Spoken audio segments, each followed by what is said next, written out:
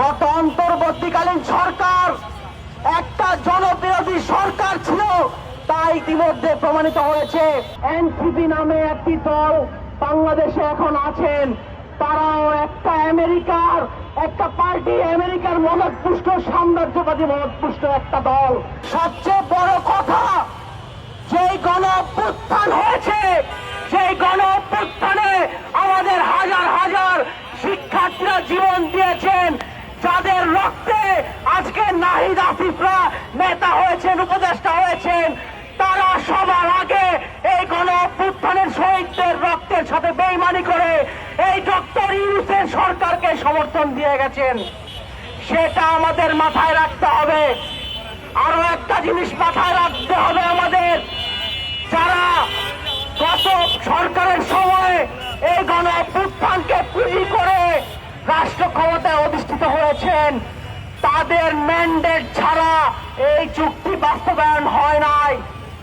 অতএব আমাদেরকে এটা স্পষ্টভাবে মাথায় রাখতে হবে, এই যে বর্তমানে জাতীয় সংসদে যারা এনসিপি নামে একটি দল বাংলাদেশে এখন আছেন, তারাও একটা পার্টি, আমেরিকার মদতপুষ্ট সাম্রাজ্যবাদী মদতপুষ্ট একটা দল, তা ইতিমধ্যেই প্রমাণিত হয়েছে। বন্ধুগণ, এই যে এই চুক্তি বাতিলের ব্যাপারে আমাদের অনেক আলাপ হলো, কিছু আলাপ করতে চাই। আপনারা কয়েকদিন আগে দেখেছেন বাংলাদেশের এই যুদ্ধের সময়ে বিশ্বব্যাপী যখন যুদ্ধ, ইরান আমেরিকার যুদ্ধ, ইসরায়েলের যুদ্ধ, যখন বিশ্বব্যাপী তেলের সংকট, সেই সংকটের সময় বাংলাদেশকে তেল কিনতে রাশিয়ার কাছে অনুমতি নিতে হয়েছে। আপনাদের মনে থাকার কথা, এই যে একটা বাংলাদেশের স্বার্থ বিকিয়ে দেওয়ার চুক্তি সম্পাদিত করে গেছে ডক্টর ইউনূস। আমাদেরকে বাধ্যতামূলক ভাবে আমেরিকার থেকে তুলা কিনতে হবে, বাধ্যতামূলক ভাবে গম কিনতে হবে। যে গম আমরা ইউক্রেন, ব্রাজিল থেকে অনেক কম দামে কিনে। আর যেই কথা আমাদের দেশের জাতীয় বেঈমানরা কথায় কথায় বলছেন এই চুক্তির মাধ্যমে বাংলাদেশের বিজয় হয়েছে, সেই জাতীয় বেঈমানদের মুখোশ আরেকভাবে উন্মোচন করা যায়।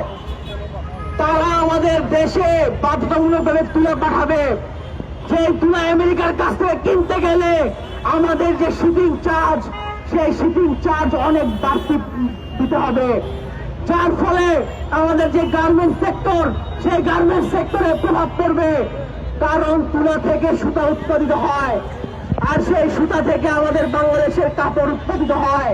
এক্সট্রিম মশার কয়েল প্ল্যান্ট ফাইবার দিয়ে তৈরি, তাই সহজে ভাঙে না, সুগন্ধিযুক্ত ও নিরবিচ্ছিন্নভাবে জ্বলে। ডেঙ্গু, চিকুনগুনিয়া বাহি সহ যে কোনো মশার বিরুদ্ধে দেয় এক্সট্রিম সুরক্ষা।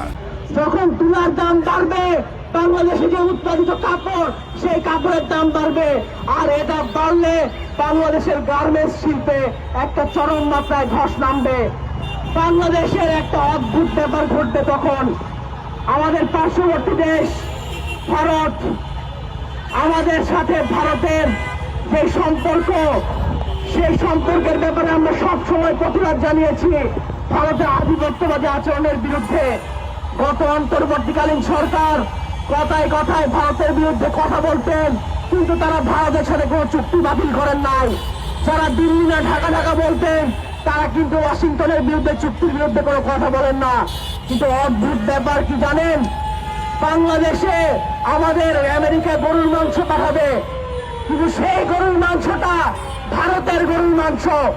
ভারত থেকে আমেরিকা কিনবে এবং আমেরিকা কিনে সেই গরুর মাংস বাংলাদেশে বিক্রি করবে।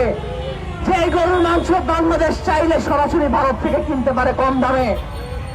আপনি কোন দেশের সাথে আমেরিকার অনুমতি ছাড়া চুক্তি করতে পারবেন না। আপনি চীনের সাথে কোনো চুক্তি করতে পারবেন না। আপনি রাশিয়ার সাথে কোনো চুক্তি করতে পারবেন না। আপনি ইরানের সাথে চুক্তি করতে পারবেন না, সৌদি আরবের সাথে চুক্তি করতে পারবেন না।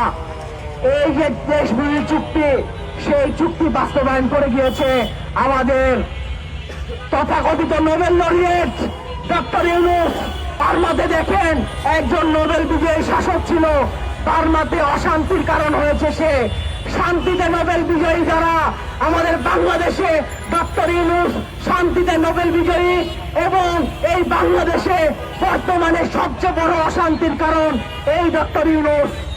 অতএব যারা কথায় কথায় ডক্টর ইউনূসের নোবেল জয়ী লরিয়েট বলে তাকে উচ্চতায় রাখতে চান, তাদেরকে স্পষ্ট হবে আমরা বলতে চাই, আপনারা ইউনূসের দালাল, আপনারা আমেরিকার দালাল। সবচেয়ে বড় কথা, যেই সরকার, যেই উপদেষ্টা, যেই প্রধান উপদেষ্টা বাংলাদেশে শত শত শিক্ষা বাচ্চাকে হামের টিকা না দিয়ে কাঠামোগতভাবে হত্যা করেছে, সেই হত্যার জন্য এই ডক্টর ইউনূসকে বিচারের আওতায় আনতে হবে।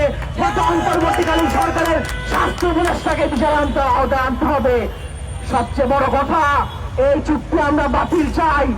এই চুক্তি আমরা শুধু বাতিল চাই না, এই চুক্তি যে সম্পাদিত করেছে সেই গণবিরোধী সরকারের এই পররাষ্ট্র উপদেষ্টা, বর্তমান সময়ে পররাষ্ট্র মন্ত্রী এবং গত অন্তর্বর্তীকালীন সরকার, যারা আমেরিকার মারাত্মক পরিমাণের আমেরিকার সুবিধাভোগী এবং আমেরিকার দালাল, সেই ব্যক্তিদের এই চুক্তি বাস্তবায়নের জন্য অবশ্যই বিচারের আওতায় আনতে হবে এবং এই চুক্তি বাতিল করতে হবে।